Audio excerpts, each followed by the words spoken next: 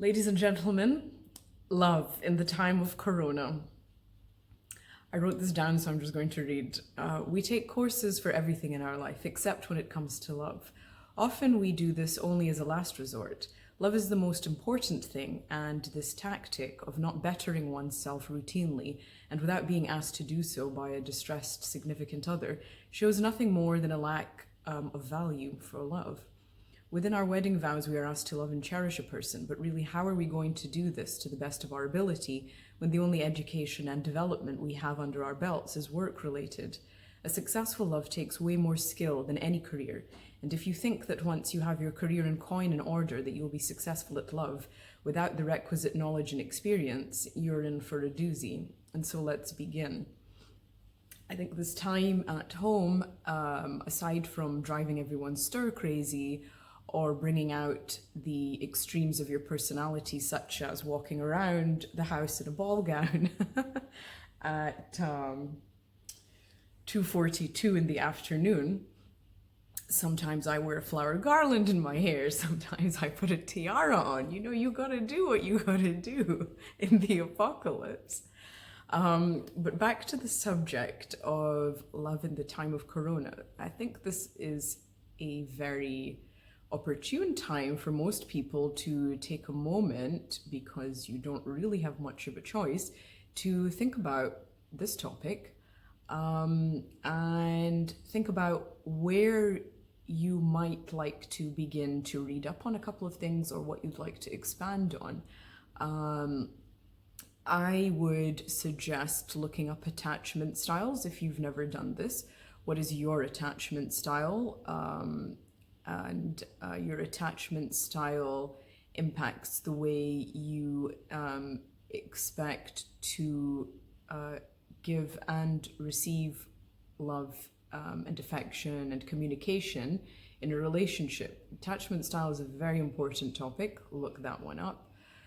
Another thing you might look up is love languages. This is also very important. Oftentimes there can be great miscommunication in relationships because there's a mismatch in love languages, and it's not anyone's fault that their love language is different, but it is important to consider your partner's love language and to provide them with the things that actually make them feel love. So provide them with the things that they're able to receive, and you can do so by looking up love languages.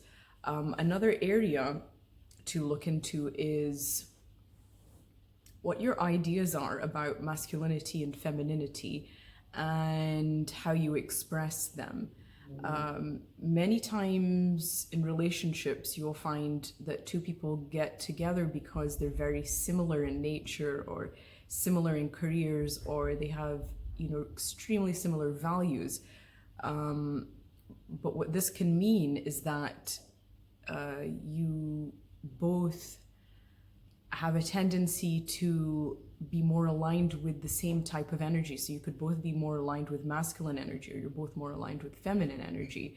And so in the context of a relationship, you're sorely lacking in the yin and the yang. It's hard to come together when you're both occupying the same space. So two people in a relationship need to occupy different spaces in order to come together, rather than fighting over territory, if you see what I mean. So you can look that up as well.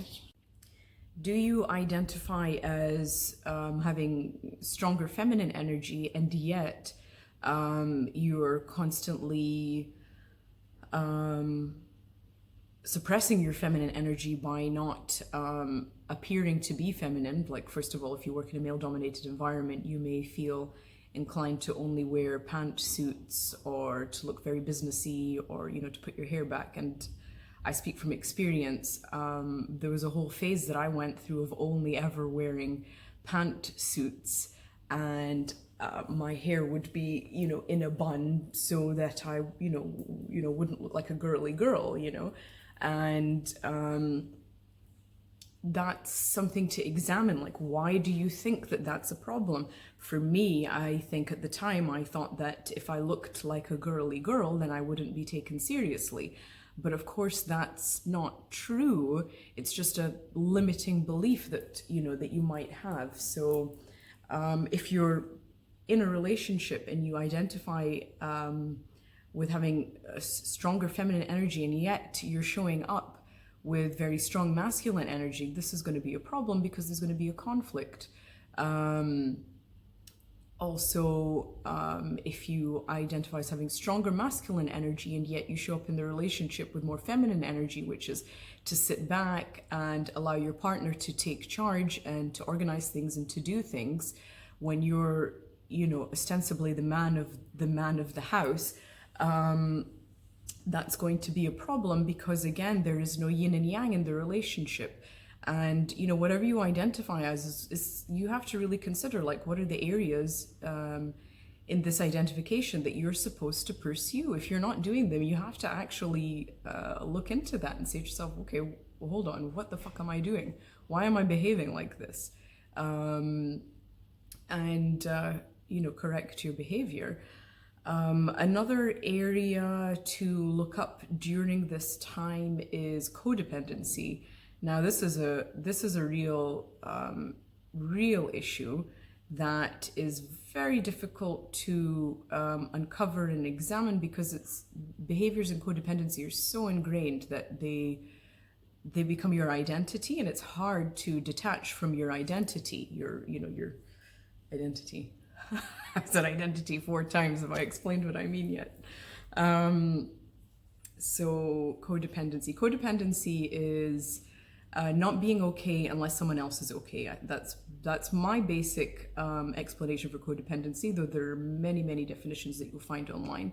And as with all of these topics, it's not something that you just look up once and then you expect to do well at. You have to examine your own beliefs. You have to examine your own patterns. You have to examine the way you interact, the way you respond to things, what your triggers are, how you feel when things happen, how you feel when things don't happen. You have to examine all of these areas, and it really takes a long time. You can do this with a therapist. You can do this with someone who is very intuitive and knowledgeable, like a good friend. You can do this on your own. You can journal and then read back your journal entries and sort of like examine what you'd written on a previous day. Like that's an easier way to examine your beliefs rather than to just sit here right now and say, oh, what are my beliefs? Because it's not something that can be unraveled, in a 5-minute exercise. It's something that takes time. And so with codependency, often you'll find yourself doing so many things for other people, or doing things that you don't actually want to do, or getting into patterns and habits and routines that you don't want to be involved in, but you find it virtually impossible to remove yourself from these things. So this is something to examine, and there are many ways to go about healing this aspect of yourself.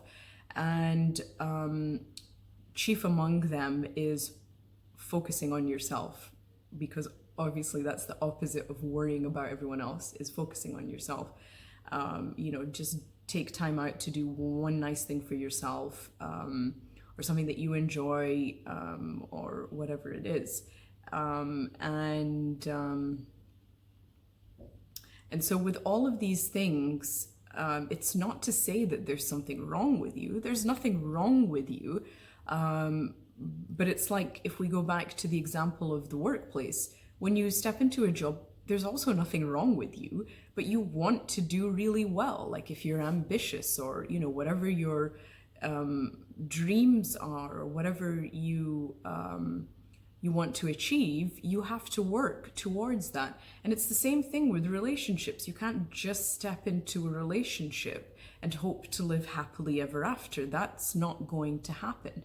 And sometimes you'll find that people are together for 20 years, 30 years, and you'll think, oh, that's lovely. They're having their 25th wedding anniversary, or whatever it is. But that doesn't mean that they're happy. That doesn't mean that they get on. That doesn't mean that they enjoy each other's company. That doesn't mean that presently in this lockdown that they're not both, respectively losing their fucking minds.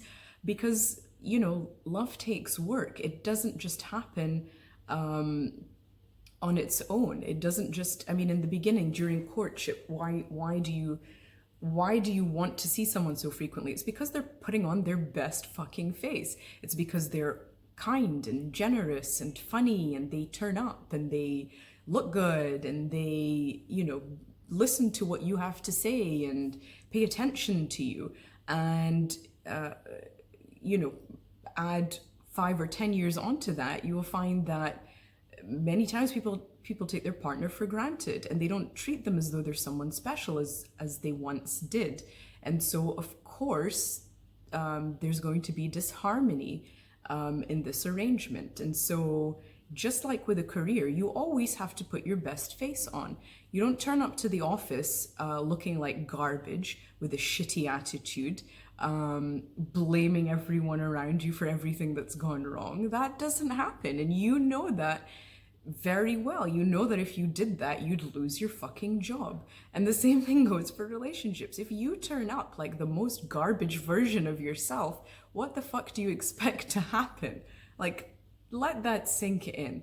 And so one must really be proactive and constantly and routinely engaging with the relationship, looking at it. It's sort of like taking your car for a service. Like, you don't just run it and run it and run it and run it into the ground, you know, until you have engine failure or whatever it is. You know, you routinely service it, and it's the same thing with the relationships. You routinely check in with your partner, you know, at reasonable intervals, whatever that might be to you.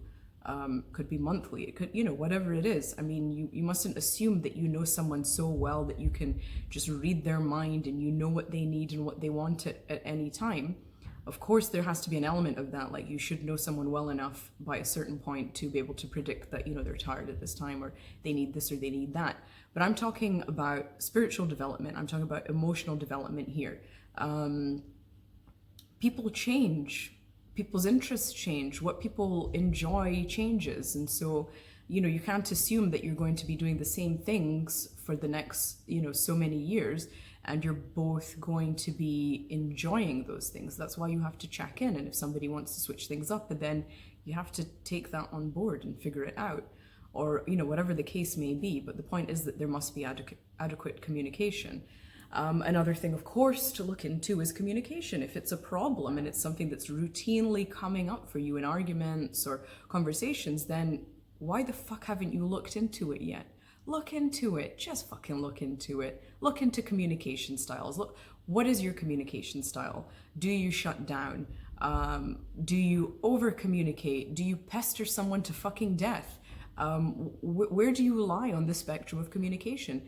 Do you know the right words to use? Are you sincere in what you mean and what you feel? A lot of times, people find it very difficult to express loving feelings beyond the words "love you" or you know, "you look good, darling." You know, they beyond those two superficial expressions of how you feel. People find it very difficult to put into words, to verbalize, you know, how someone makes them feel positively, or what they admire about them, or what they adore about them. And this is a communication problem. This is something you have to work on. This is something you can look into and figure out how to do. And the most important thing is to be sincere, and it's to learn how to be sincere. And what that means is that you don't say the wrong thing, or say something stupid, or say something funny or ironic or sarcastic, instead of saying the thing that you really mean.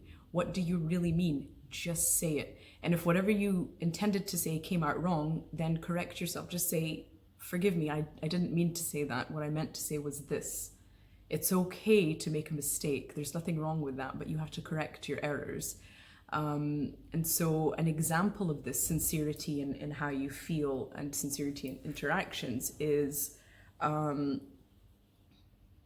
me, this is on a spectrum. So you have women who are incredibly sassy, and women who seldom share a pleasant thought with someone. Like, they've always got something sarcastic or funny to say, and that's supposed to be edgy, and it's supposed to come, you know, it's supposed to have some sort of charm. about it.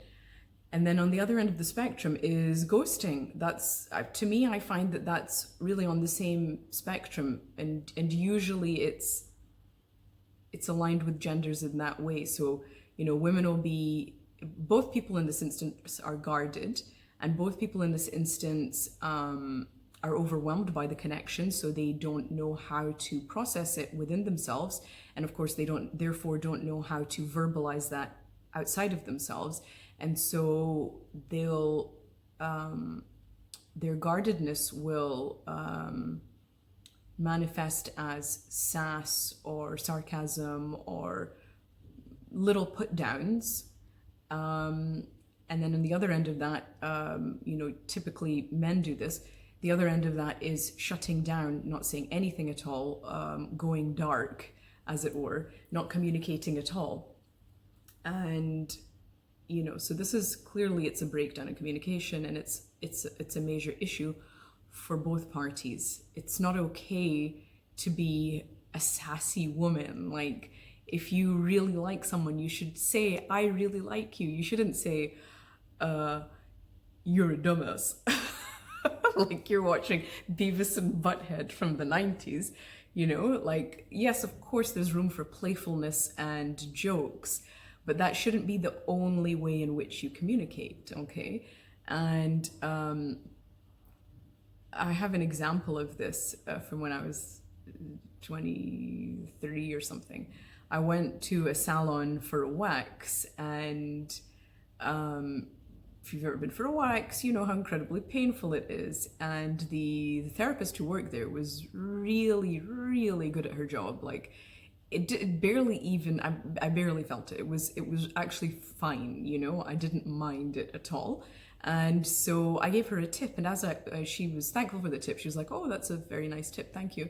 And what I wanted to say was, you've done a really good job. That would have been my sincere communication. You've done a good job. Or, often if I go for a wax, it's really painful, but this was really fine. Like, you're very skilled. You're really good at what you do. That would have been a sincere compliment, a sincere form of communication. But those words didn't come out. What I said instead was, oh, it's an awful job. And the thing is, like, how do you come back from that? Obviously now I know. I could have said, oh, forgive me, I didn't mean for those words to come out that way. What I wanted to say was, you've done a good job. And then I went, I combined too many words together. And what I'm saying is that, you've done really well. And so that's being humble and being able to check yourself before you wreck yourself, and to correct the error that you've just made in real time, not 15 years later. And so this is the issue with ghosting, is that often someone will ghost you, and then they'll come back in 2 to 3 months later and go, hey, as though nothing happened. And then what are you supposed to say to that? Who dis? New number? Like, what are you supposed to say to that? You have to correct your behavior in real time. It's too late by then. Fucking move on, start again somewhere else. And the same thing goes for like excess sass. Like, if you look back on yourself and think, why was I so mean? Like, what the fuck? Why was I so mean? I mean, look, the time is over now. It's past. There's nothing you can do about it now. Get over it and move on, and just learn in the future not to be so ridiculous, and to speak sincerely, like, to be your most honest and sincere and truest self. And I think that's the main thing of what this lockdown is. I mean, this is one of the, do I want to say silver lining? I mean, of course it's a benefit to learn more about yourself, or to develop newer skills, newer relating skills. So yeah, I guess, it is a good thing. And so, take this away from today's video. Be as sincere as you can possibly be. That is within yourself and also without. Within yourself, that is to be honest about how you really feel, about what you really want, about what you like, about what you don't like, about where you want to go, about where you don't want to go, what you believe, what you don't believe, how you wish to express yourself. It's insincere to follow a code, like my example of working in a corporate male-dominated environment. It's insincere to turn up looking like something that you're not, just because you think that you should. That's insincere. It's inauthentic. And so, of course, outside interactions that happen are going to be mirrored back to you in an inauthentic and insincere way, and then you're going to be confused and wondering why you're constantly meeting people who are inauthentic and insincere. But that's because you're presenting yourself as inauthentic and insincere. It all starts with you. You're the one who has to be sincere. It doesn't matter how things are right now if everyone around you is insincere and doesn't understand what the fuck you're saying. It starts with you. It starts with one. Of course, I had to break into song. It starts with you. You begin, and then see what else happens. And then if anything around you needs to fall away, let it fucking fall away.